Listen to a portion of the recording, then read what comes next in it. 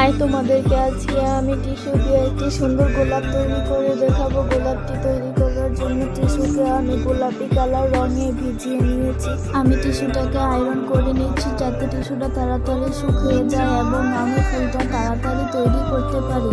টিস্যুটা শুকানো শেষ। এখন আমি টিস্যুটাকে ভাঁজ করে নিব এবং একটি গ্লাস দিয়ে গুল করে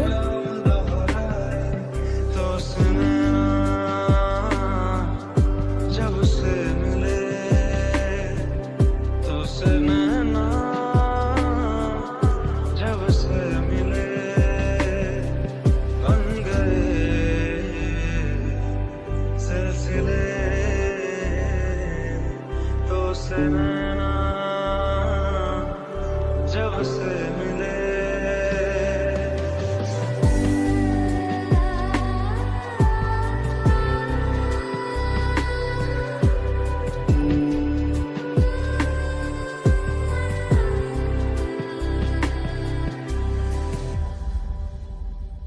फिर ले आया दिल मजबूर क्या कीजिए।